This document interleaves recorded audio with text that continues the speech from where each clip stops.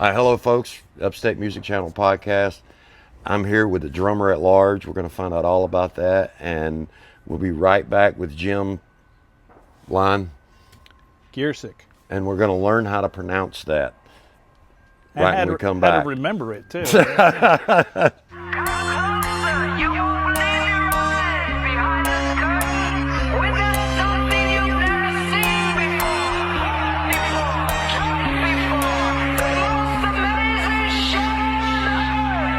Back with the drummer at large, Jim Giercyk, and how you pronounce that.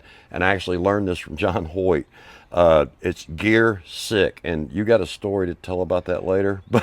Okay, later. Yeah, but we're going to get started, and hopefully this interview will help a lot of people that have been through some stuff here lately. There's been 4 fatalities in the upstate music community in the past week or so, or past couple of weeks, last month.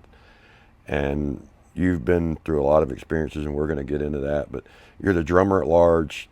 Tell us what that is, how to get in touch with you, and then how you came about being a drummer for hire. Yeah, sure, okay. Well, drummeratlarge.com is my my place on the internet. There's also Drummer at Large LLC on Facebook. You can just check either one of those out. I have to say nothing is really up to date right now, but that's going to change. I'm working with some really great people right now, doing some different things. There'll be some recordings coming up, plenty of dates booked till the end of the year, and I will update the calendar so you'll be able to track me down. The whole idea of Drummer at Large is kind of twofold. One, the origin was I was in a band. A lot of you already know this story. And within an 18-month period, the 3 guys who were like brothers to me all passed away from natural causes, but you know, it's always tragic. And I got to a point then that I couldn't find work because I was like the kiss of death. And so I was sitting inside one night and I thought, you know, why not? I had done fill-in gigs. Why not just do fill-in gigs? Not a brilliant revelation. You know, lots of guys do it. But to actually brand that, Drummer at Large, and I don't know where that name came from, probably alcohol. I don't know. There was a lot of that going on in that time period. But that's what I started doing. And just doing fill-in gigs, you meet so many people that do so many things, different kinds of music, different areas of the state and North Carolina, a little bit of Georgia. So that was the beginning of it. And then to expand on that, I got so busy at one point where I had to start handing out shows to other drummers. So I have a pretty good Rolodex of drummers, other drummers. And so I call people up and say, hey, I need you to cover this, need you to cover that. So drummers would trust me to give them decent shows, you know, things that actually got them paid. And bands would trust me to find them decent drummers, you know, somebody that could keep time and, you know, basically get them through the show.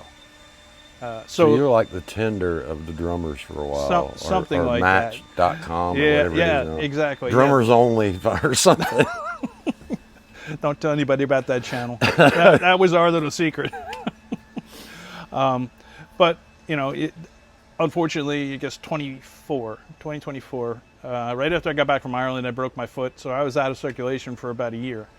And that was tough because, you know, you still keep in touch with people and you still watch what's going on online, but you do still kind of fall out of circulation.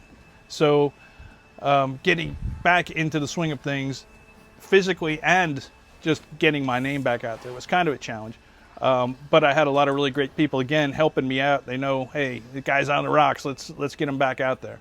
And so that's kind of where I am, working back. Physically, I'm there, but just getting the calendar going again, establishing the pipeline. I said establishing. It sounded like establishing. And that's, okay.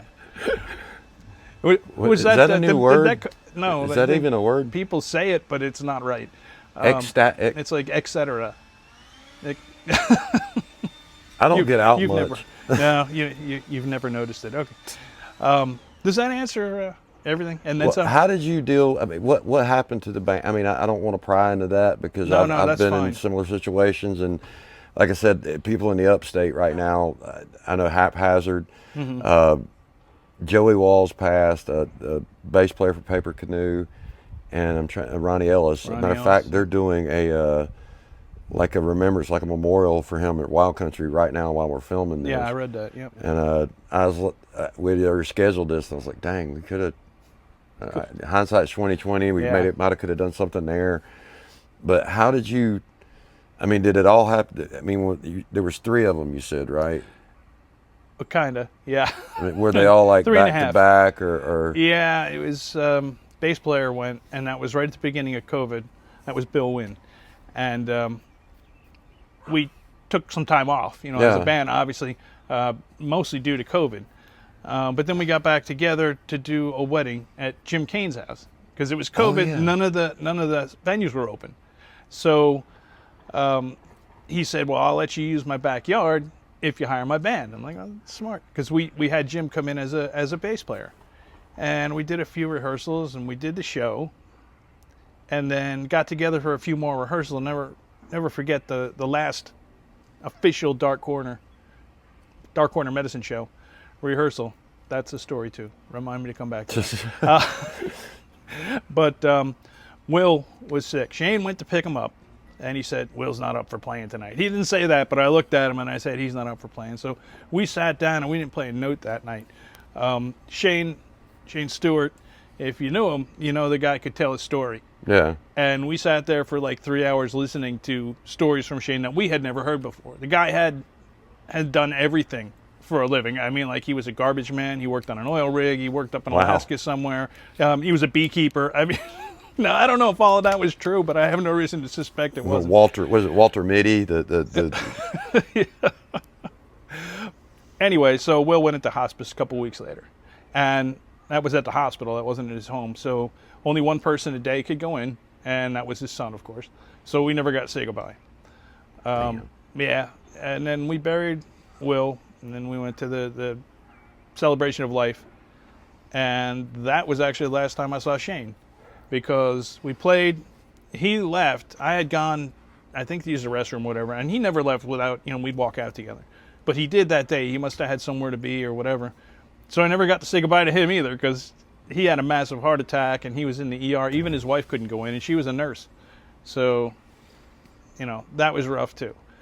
So really, what I did is I took my little Z4 in the garage, put the top down, and drove down to Florida to stay with my dad. And said, I'm going to take this nice and easy, clear my head. I tell people, you don't ever get over it. No. You just do a little bit better.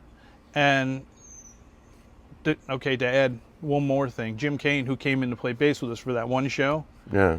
he texted me one day and said, "The curse of Dark Corner got me." And I'm like, "What do you mean?" He had been diagnosed with throat cancer, but it was completely treatable, and he beat it, and he's doing great. So that's why I said 3.5. He only did one show, so he didn't get close enough, to get the vibe. But yeah, that was the beginning. And then, of course, about Rob Seal, of course, everybody knows Rob Seal. Oh, yeah. And Mark Engelhart. Mark and I, when we went to Ireland, on busking, and we played a couple of gigs over there. And then we weren't back more than a month or two, and he got re-diagnosed. I didn't know he had cancer before that. So that was the second battle, and he didn't go more than a year. And, of course, Rob, after we found out kind of privately, through back channels, whatever, he had been diagnosed with a rare form of cancer. I said, "Well, I'm clearing my schedule. We're going to do your last show." That's what he said. "I got 6 shows and then I'm done." I said, "You're not going to do them alone." So we did those shows together, and I'm glad we did, and then I think, got to do a few more together as he started to rally and do better. I got to meet him once, and Okay. I've got footage of him. I've got him on stage, but it's with the Tim Lee band with one of his birthday bashes at Powdersville Pub, and all he's doing is doing backups and just tambourine and like I've looked for videos of some of the other guys that just recently passed, and it's I'll try to put something up with Rob. I got like clips, like pass-by clips of Rob. Yeah. Ron. Is it Rob or Ron? Rob. Like I said, I met him once, and that was it. And I remember him, all the pictures I've ever seen him with the hair. Oh, yeah. And I was talking to him for 5 minutes, and somebody walked by and said, "Hey, man," and he said his name, and that's what I'm talking to.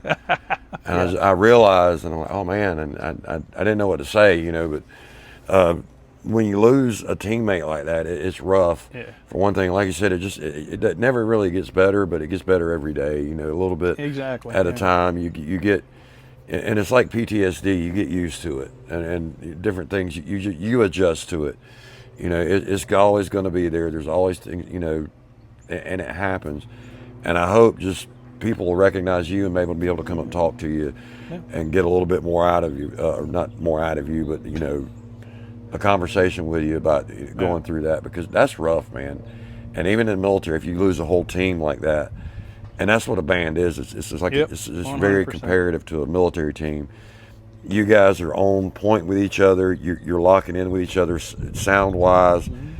You're trying to put on a show, and there's no danger to it. There's no. It's fun, but you know, it's the same exact thing as what I did when we went outside the wire overseas, and it's mind blowing. But when you go through things like that, and just trying to learn how to cope with it and like I said, get over it, and you never really do get over it, but you learn how to deal with it. And I love your backyard, man. I got to mention, we're here in your backyard. Yeah. But a lot of people have seen it. Oh yeah, and you got this is on a stage, which is really cool. Yeah. But how did you have a gig here once a year, or like a party or something? Once a year. I mean, maybe twice. So far, we've been lucky to do one, but hopefully, we'll be able to do more. Maybe smaller ones together. It's just fun. We get the bands come in and they play, and it's good because we don't always get a chance to see each other. You know, everybody's out playing. So okay, that's that's good you brought that up, because I'm going to try to have this episode out before the meetup, and I got to ask you about this. But this is the last year's T-shirt. You can see it, and you recognize the face on there on any of the promos. The big face, Jim Giercyk, drummer at large, on here, and you're the only one with a face. Has anybody else got a picture? I don't think so. Mine was on here and no logo, but yeah, you're the only one with a face. Well, you can design your own logo, but the story behind that is kind of funny. I was at work. Imagine that, a drummer with a day job. But I'm at work and I'm getting these texts from John Hoyt. I'm like, I need a logo. It's got to go on. We got to get this to the print shop. And I'm like, I don't have a logo. You know, this is early on, Drummer at Large. And I didn't have a logo, so he just randomly took a picture off of Facebook, made it into black and white, and just threw it up there. There's your logo. And I don't know if he thought he was trying to be funny or whatever, because now that's my head, right? But I'm like, I like it. We're keeping that. My wife likes it. I like it. It's the floating head. Yeah, it's a big giant head or big face or everybody knows it. And if you come up and talk to me and like you know me, because you saw that, I'm not being disrespectful if I don't know your name. You're gonna have to introduce yourself. Oh, I forget names all the time, and I remember musicians most of the time, what they play, the band name, and I might remember their first name. Yeah. And I usually get them mixed up. And the band name and the first name mixed up? No, the different. I had one. There's a band named Whiskey Rain, and I'm not gonna say what the guy does for a living. I don't know if I can or not, but I couldn't remember his name. I remember what kind of guitar he played, kind of amp he had, where he worked, you know, what he did for a living. The last conversation we had, the color of his shirt that he was wearing, and I'm like, what is your? And I told him all that, and he's looking at me like, yeah, you. And I'm like, no, I can't remember your dang name. Yeah. And, I think it was Steve, or him again. I think I can't remember it. Okay, you know how to get around that. What? You got to bring a friend of yours over and say, let me introduce my friend Bob. And then shut up, and then a person will introduce themselves. Now you got their name. Now we've learned a social skill. Yeah. I don't have many, so I only got like 2 or 3 left. I've been accused of having a touch of more than the tism and patriotism, so it kind of I'm not very socially. I get that.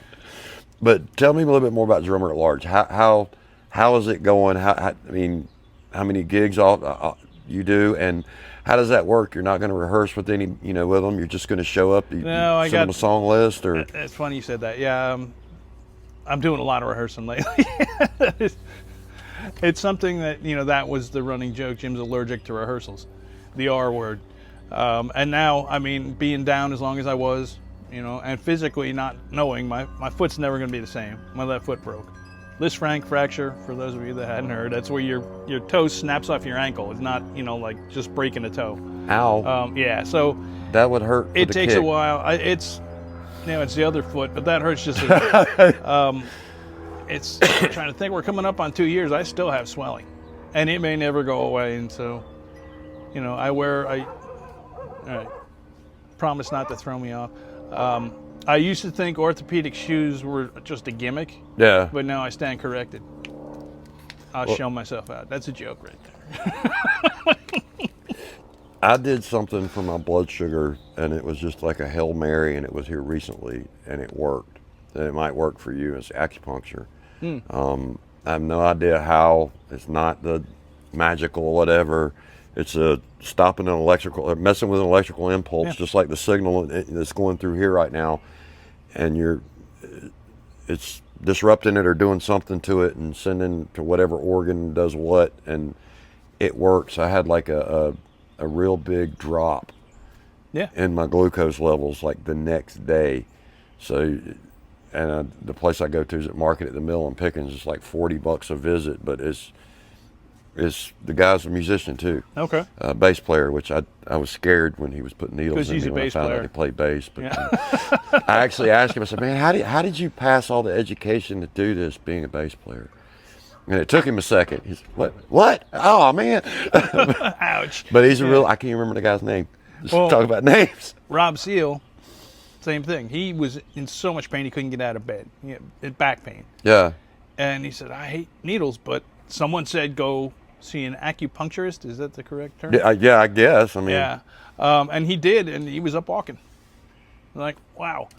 And then I've never heard a bad thing about that guy, and I can't think of one. And like I've probably never heard a bad thing about you, but I might have. I can tell you a bunch. Can't guarantee it, but I've never heard anybody say anything bad about that dude. It was always positive. I mean, when I met him, it was just he was just full of life. I mean, thanks. I'll pay you later.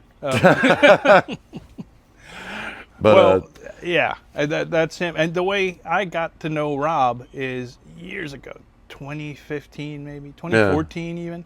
I was playing with an acoustic duo, and at Starving Artist Cafe in Easley, gone now. Was a great place for artists to hang their work and whatever, and people would come and buy stuff and listen to music. And one day we were just playing, and we were about to take a break, and Rob Seal with the long hair and everything came walking through the door with his guitar. And I'm like, okay, are we here on the wrong day, you know, or do we have somebody coming after us, or what's the deal? And I said, okay, time for a break, and we're walking off the stage, and he had his guitar in his hand, and he says, you mind if I play on your break? And I said, I guess not. And so we set him up with a mic and whatever.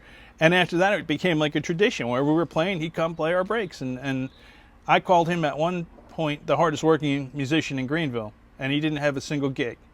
He was going around and doing it the right way. He was going into venues, meeting the bands, meeting the people, meeting the owners.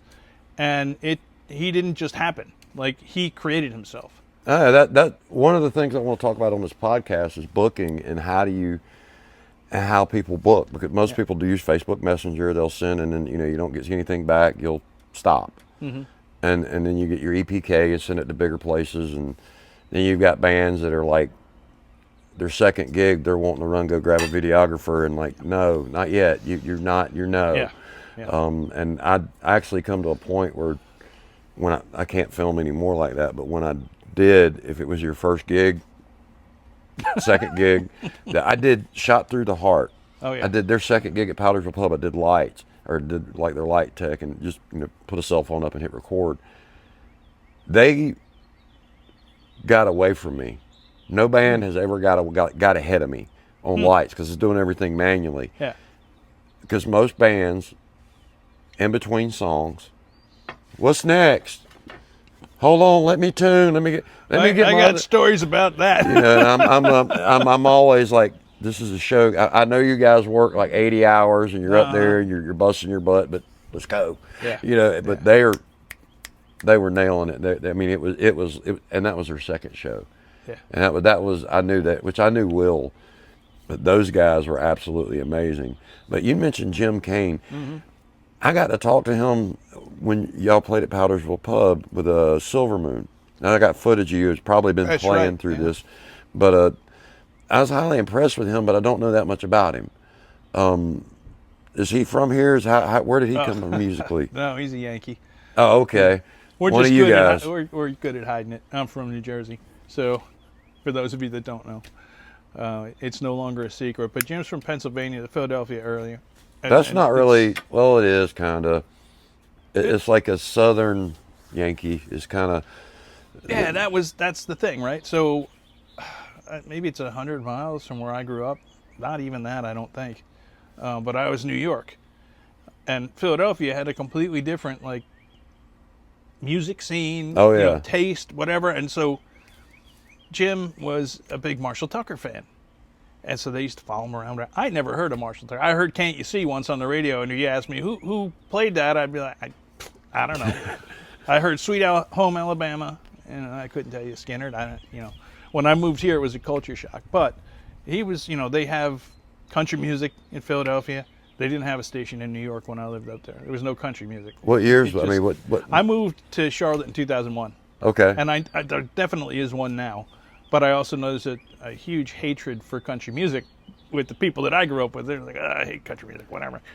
Upstate New York, really big. But Oh, just yeah. that little around New York City, people don't like it. Now, I could be wrong. This has been, 25 years ago. So, anyway, he actually wound up driving the truck for Marshall Tucker for a while. That's Yeah. okay. So he knows those guys. There was something about him with that. That's what I said. With something in his background with it, and I couldn't put my finger on Yeah. it that I knew, or either someone had told me about that he drove the truck or something. Yep. And I was trying to figure out what exactly it was, but I did a deep dive into Toy Caldwell, and I'm going to tell you something. The song "Can't You See," which is a national anthem of a Southern bar. Yeah. Toy Caldwell had a Purple Heart from Vietnam. He's a combat engineer. And I did a deep dive in that, trying to do I was going to try to do some trivia stuff, and it's just too much. But I'd run across an interview with Doug Jones and him saying that Toy's never been through anything like that. I don't know where that song came from. Yeah. Like, it shocked him. And if you take the part about the woman and make it PTSD about Vietnam, or in my case, Iraq, Afghanistan, it changes the whole. Next time you listen to it, think of it in that tone. And he got shrapnel in the chest. He got sent to a hospital for like 2 weeks and then right back on duty. But there was like 11 or 12 combat engineers injured that day. They were chasing Viet Cong, and they had booby trapped their address. And he was a combat engineer, which is what I did in the Corps. But they come back along, and I swear that song, if you look at the time frame in the 70s and the guys coming back and listen to it closely, the whole thing, it hit me before I even looked. I knew he was a Marine. I knew he was in Vietnam. Before I even looked at that, in his Purple Heart and everything, I'm like, that song hit me that way. Like, this isn't about a woman. Yeah. And this is about PTSD. This is about, and speaking of PTSD, and I'm about to call you out on something here, maybe. I hope I don't embarrass you. Were you the drummer that kept asking me about "You're not going to set me on fire"? Yes, that was me. Was that from something that had happened in your past? You set me on fire. Well, with fog and lights. Yeah, it wasn't but it really looked like, I'm like, the first time, I don't know who the drummer was, the first time I saw the effect on Facebook, I thought it was real. And I'm like, dude. And that was like the week before, and we were playing at Powdersville. And I came in, I said, "You're not going to set me on fire, are you, man?" 'Cause Yeah. that looked really, really weird. There's a picture of me online somewhere, though, where there really is fire behind me. It's from a meetup one year, and Joe Rossi has the Oh, yeah. and John Hoyt took the picture. It was exactly the right timing when the flame was coming up, and it's a silhouette of me behind him. Like, that is such a cool picture. The whole Powdersville pub, the whole light rig I had, I'd went something called exposure therapy, and you go out, you try to, like, if you have with PTSD problems, if you have a problem with water, you would go to a pool, and well, there's no way to do a combat zone. So you go to like Walmart and sit around and do things, and there's no way to like get your mind used to. And when I started getting into music, I didn't. I asked my cousin for Dime Store Gypsy Band, and I was like, "You got anything for me to do? I'm at home. I'm 100% disabled, and I'm at home doing nothing, and I need to get out of the house." And I was going through that therapy at the time, and he had showed me something with some flashing lights behind something like that. Kind of freaked me out. And the whole Powdersville pub light rig was based off that flash behind you. Yep. That was an IED. That's exactly what I saw in 2005. Looking down at the road and getting blown up. That white flash is what I saw, and the green and red lasers coming across. That surprised me one night because I put some cheap lasers up, and I wonder how this will do in the fog, and it like freaked me out. And I'm like, okay, this is good. So I was like having a little meltdown kind of every time I'm running lights at the pub when I'm setting you guys on fire. It's a very cool effect, but it was really, just fog. I was just a little nervous that maybe I don't know what you're doing with pyrotechnics or whatever. I know Joe Rossi does some great stuff. Oh yeah, Whittle Lake. They're if you ever get a chance to go see, this podcast is meant to be promotional and mention as many bands as possible. That's true. But if you want a really, really good light show, the first one I haven't seen is Randomonium, and they have that Pink Floyd gig. Yeah. The second one, Whiskey Rain. Have you ever seen them? I'm sure I have. They're like bluesy, kind of bluesy rock. They're really good, and they have a light show. It's beautiful. Good lasers, good everything, good haze. It's all pre-programmed. It goes with the set list. They do some Pink Floyd stuff, and it's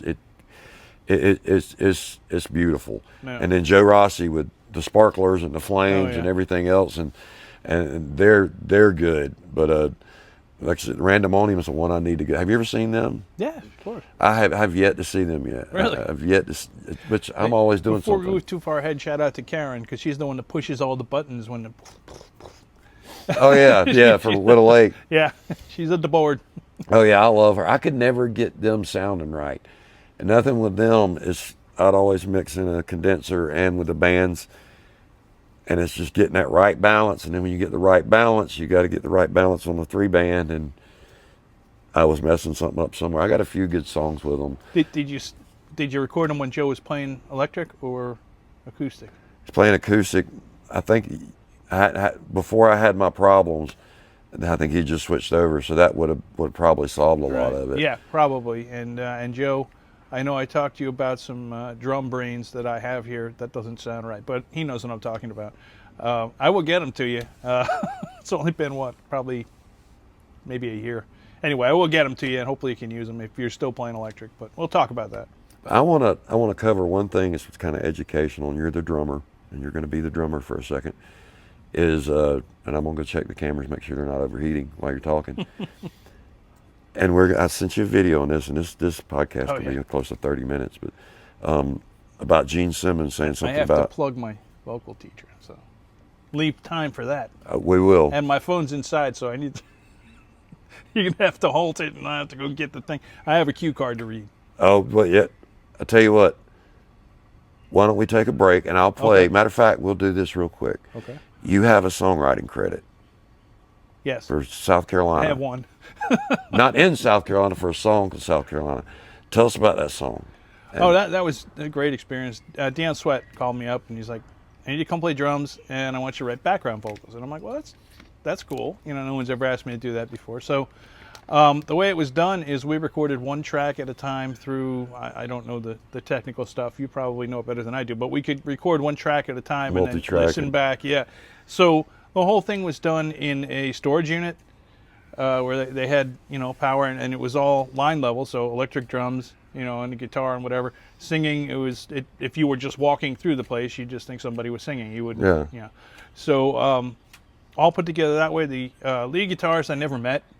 He mailed it in. They sent him a track. He did his track and mailed it back and put it all together. And it was fun because I got to actually write backing tracks. And I always thought I was pretty good at that. But you're always singing somebody else's words. So this time, it's still his words, but I threw some of my own in there. And, that was a really cool experience. And it's really, gratifying when you go out and you see, okay, I can go on iTunes and see something I did, you know? Well, we're going to play a little 30, 45-second sample of that, and you can go download it, and I'll put a little graphics and stuff up, and we'll play that, and you can go grab your My cue phone. card, Yeah. and we'll get back. We'll talk about that, and we'll talk about time signatures and Gene Simmons and how he Yes. made every drummer mad for a little while. But he was right to a point. No, he's not.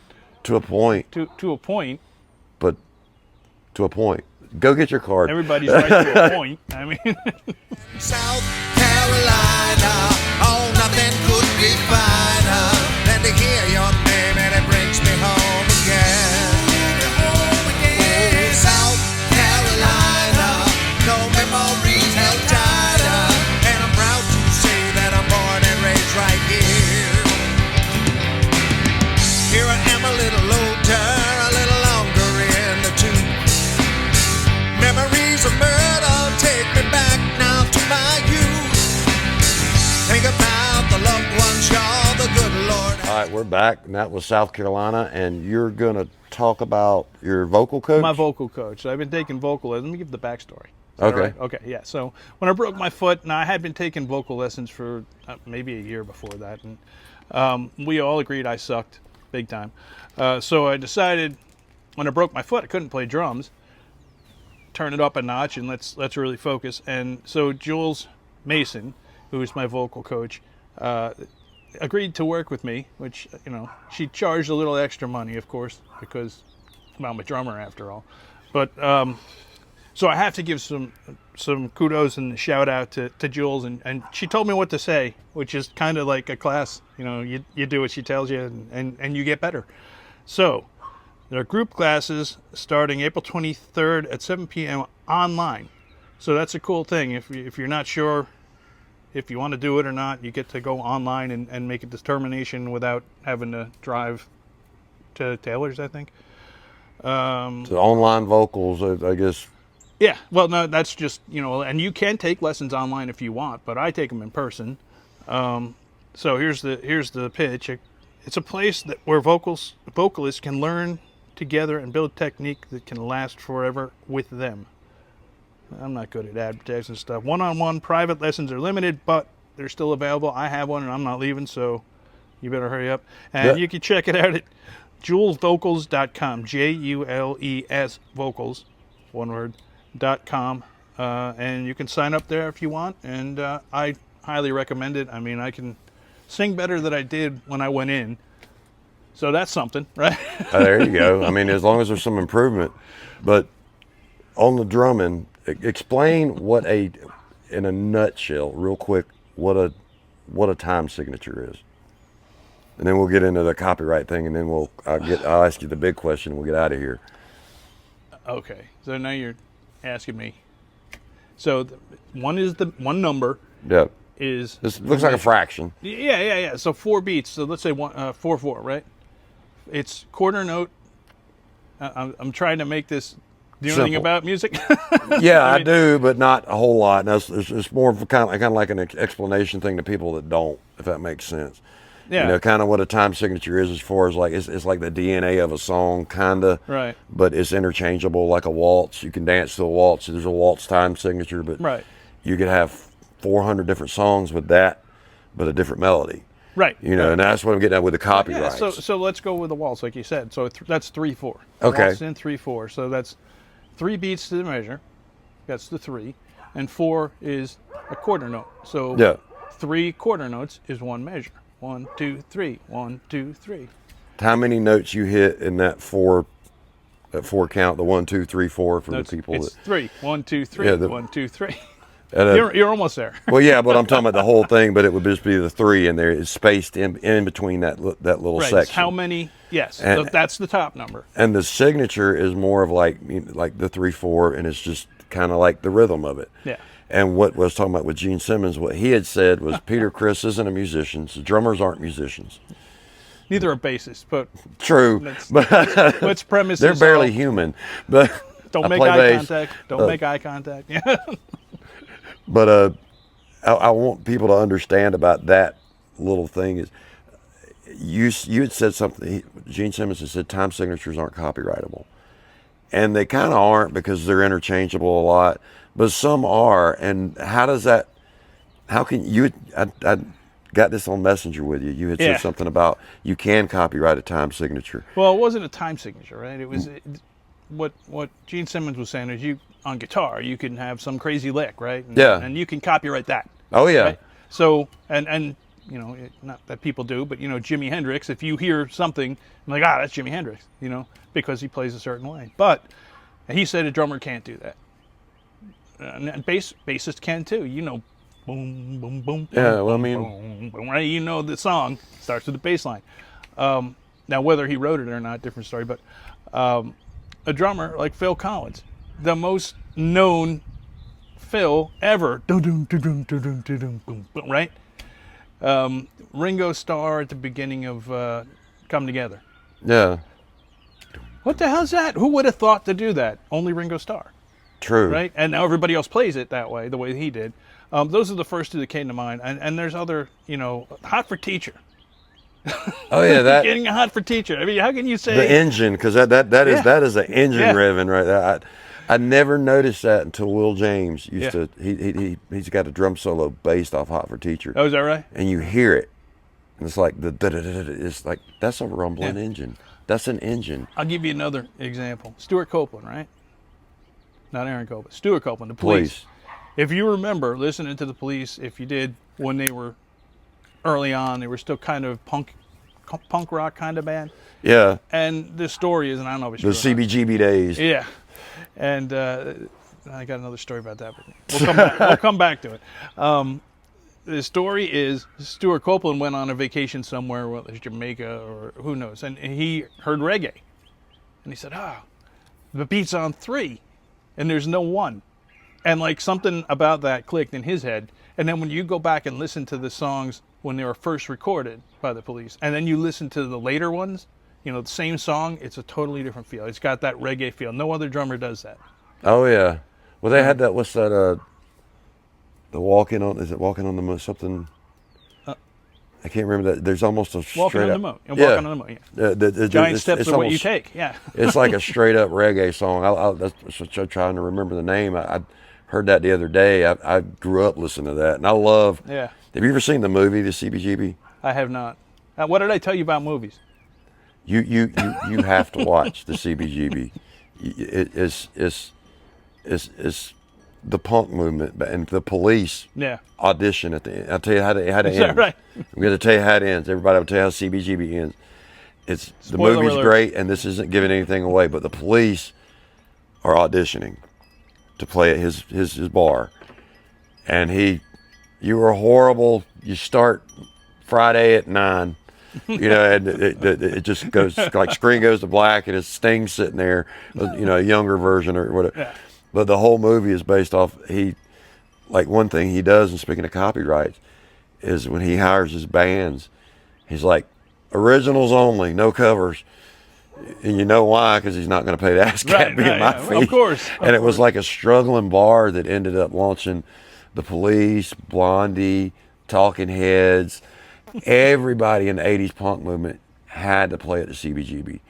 And it is a country bluegrass bar. I think that's what CBGB stands for. And it's where all the punk started, like all punk in the 80s punk kind of started in the 70s. And the owner was a Marine. Okay, cool. But Alan Arkin, I think. Alan Arkin? I might be getting the names confused. The guy that was the bad guy in Die Hard, the Hans Gruber. What did I tell you about movies? True. He was in Harry Potter. I can't remember it, but he passed away. But he plays he's a British guy, but he plays the owner of that bar. But I'm talking too long. And we got to get off here. But I've got to ask you a question before we do. First off, if you have a night off, what band in the Upstate would you go see? See, and that's a loaded question, man. I mean, there's Just so many a I could couple. rattle off. I don't know. Whoever my wife wants to see that night, I think, would be the correct answer. I don't know. Randomonium's an obvious choice. The Away Team. They're just saying, if I can't start saying names, because if I do, then someone's going to call me up later and say, "Why didn't you name my band?" Oh yeah. Well, this is what this is supposed to do. The next question is supposed to kind of cover that. Yeah. So And I already know what's coming. So. here's the fun one. I want you to try to name at least however big of a band you want to make it. If you want to make it a 32-piece orchestra, go ahead. But actually, no, we don't have a whole lot of time. But because I got to isn't edit, big enough. I got to edit this thing. But it's like a fantasy football. I want you to name it of upstate artists. Come up with a fantasy band like that you could either play with or go see. All right. Either or. So you don't have to name a drummer if you don't want to, but if you want to, who would you go see or who would you play with? So to kind of stay within the motif or whatever of this, dead or alive? Can I choose a dead musician from the upstate? Let's do both. Let's do one with You live. know what? I'm not even going to, because I would say. I'll tell you what. Do the live, but say the alternate. I'm gonna. Okay, I'm not even gonna do that. Okay, I'm gonna say, go to the meetup on the 19th, and you're in my band. How's that? That was a cop out, but. Hey, that's a promo for the meetup. We got a plug. Hopefully, I can get it out before then. Yeah. No, I'm not. Again, same thing. If I start rattling off names, I've played, and here's the real deal about that. I played with so many different musicians in so many different bands all over the area, and not most of them, but a lot of them I don't even know their name. I played with them one time, and that was it, right? Oh man, that guy can shred. What was his name again? I don't know. Oh yeah, I'm the same way with some. So, but it's not even that I don't remember. It's like nobody ever introduced me. We played the gig and I left, and I don't remember that guy's name, but he was good. There's a guy right now I'm thinking of up in Asheville. He's Hungarian, but that's it. I got nothing else. I can't remember his name. He's amazing. I'm just not going to do it, man. You're trying to put me on the spot, and I know there's I'll tell you what, people I would leave out, and then there's also people that I can't name. Who is the most impressive bass player you've played with? Joe Jones. You've played with. Joe Jones. Okay. Who is the most impressive guitar player you've ever played with? That's tough, man, because it depends on the style of music. You know what I mean? That you've played with. Again, depends on the style. I played all kinds of stuff. Let's go with the two mainstreams, rock and country. Pick two. Make it easy on you. Oh, you're not getting out of this question. We're going to answer it somehow.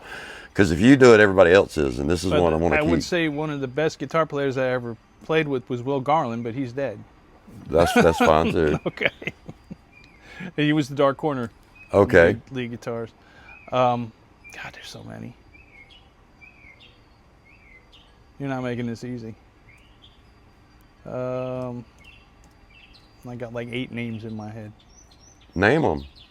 I'm not gonna name them all. Well, a few of them. All right, Bill Shaw. You know Bill Shaw? You probably I know that He's name. with Acid Reflux now. Okay. Chris McCauley, Uncle Chris. Do you know him? I know that name. He can play the hell out of some Southern rock, man. So obviously, the two Taylors, Steven and Jason. Oh yeah. Right, Todd King goes along with that same group there. Steve, is that he kind of goes around to a lot of different open mics. Yeah. Long dark hair. Yep. Kind of raspy voice. Yep. Yeah. I love that guy. I love that guy. That's the guy. Jack Rear. Not that he's a shredder, but his voice, man, it's just like with the guitar. The way the two go together, it's like one instrument. It's so. So you got Joe Jones and about 47. Oh, I players. can line up the guitar player. We do that. Here on this stage, we'll have a band and then just have the guitar players come up, plug in, play your 16 bars. Okay, next guy come up. So who is the best vocalist that you think you played with? I am, of course. So you and I have to name Jules then too. She would be my second. That's your pick. vocal coach? My vocal coach, Jules. Yeah, Jules Vocals. Jules Vocals. Well, you got a good plug in there then. But do you have any gigs lined up for the near future? Probably. I have to look at my calendar, and like I said, I will put them. Now that I've said it, I have to do it. I will put them on my calendar, on my website, drummeratlarge.com, or the Facebook page. Probably not so much because the events are a pain in the ass. Oh yeah. Now, what all socials do you have? Just Facebook and a website? Facebook and a website, yeah, pretty much. I mean, I've got other stuff, but it's all personal accounts or whatever. I'm gonna have your website and thing scrolling through this 50-something minutes right now. There's actually like videos of me singing, videos of me playing guitar. Oh, that if you've watched this thing this far, you've seen videos of you playing. I'm going to have them overlaying. That's why I do this pre-recorded, so I can go back and pull and I'm going to try to find the people that you named and maybe put a picture up or something when you know. Now I gotta name more people. Well, I ain't got pictures of a lot of them, so I have to find stuff. But and then you get into copyright. Like, should we get into copyright stuff? But yeah, if you get a chance, go listen to the Ace Frehley on the Professor of Rock. Not Ace Frehley, Gene Simmons talking about. He talked about Ace Frehley in an interview too, but he talks about Peter Criss and time signatures and copyrights. He's kind of right and he's kind of wrong. That's what we kind of talked about earlier. But this has been Jim. Wait, before we go, What? I have to say Austin Reece, or he'll be calling me like any second now. What? He's a blues guitarist, man. Austin Reece. Uh-oh. If somebody puts on Facebook any venue, I need a band for. They don't even get done typing it, and he's like already sent like mental messages. You know, Yep. the Austin Like Reece Aquaman, band, you the know? Austin Reece band. You know, Yeah. it's like the first when I was booking for Buckshot, I was like, "Hey, we got that night open." I mean, like I'd see it like 2 minutes ago, and it'd be like the 2 minutes they'd posted it, Yep. and like 2 minutes. I don't know how he does it. He sits there and doom scrolls, I guess. I mean, he just like, he has a job. I know that. he's like scrolling on like 4 or 5 different phones on Facebook looking for. But I was talking to somebody about him, and I'm like, does he actually book, or does he just wait and see what happens? He does. I played with him a ton, and yeah. Oh yeah, I love him. He's a he can 4 play. times a week. Yeah. I mean, he's got the blues. He's good. I love to hear him. He's hard to record. He's got the way they play is he doesn't use pedals. I know. Everything's on tone. So like recording him is just FYI. If you don't use pedals, I'm impressed. But if somebody tries to record you through the signal from the band, you're going to be all over the place on volume, and it's going to mess everything. It's a nightmare. I'll tell you real quick. I'll make it quick. Okay, over the 4th of July this past year, it was like 110 degrees. I don't know if you remember. We did 2, 3, 4 shows in 2 days. Ooh. 3 in 1 day, and it was supposed to be 5 shows, but one of them we didn't do for some reason. I don't know, but there were high dollar gigs. Wait a minute, I take that back. It was 5 shows in 3 days, but all outside. So, and 3 of them were in the cliffs. So, you know, it's up and down, and you're loading in, you're loading out. And I'm like, and I was playing with Joe Jones and Austin, a trio.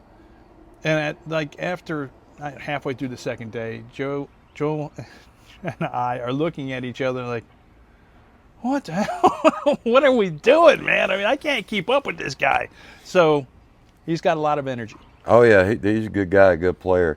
And real quick, we're going to plug the Upstate Music live meetup, which will be the 19th on Sunday at, where's it at? Doc's Tavern? Doc's Tavern, 1 to 6. I'm going to try to go around and talk to people. I might grab you for a few, and I'm going to try to have this episode out before then, hopefully. Anybody watches to this point.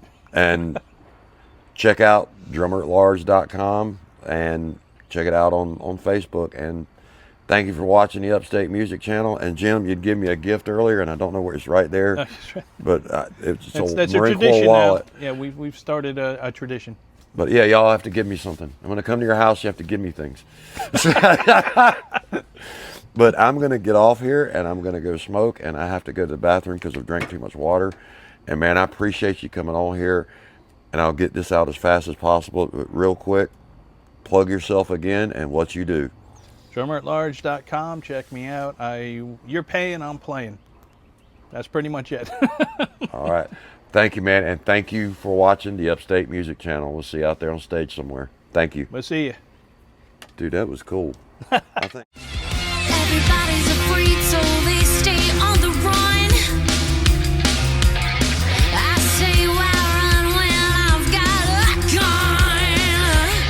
I found myself in this town, launched myself on a new ground.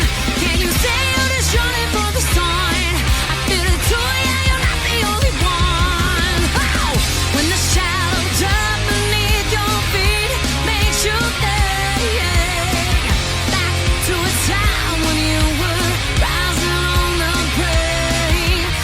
Right here in Upstate of South Carolina in Greenville, we have the top-notch musicians, man. awesome to see the variety that we have around here and the way things kick. Last night, I'm tired. But keep it rocking, Greenville. We'll see you.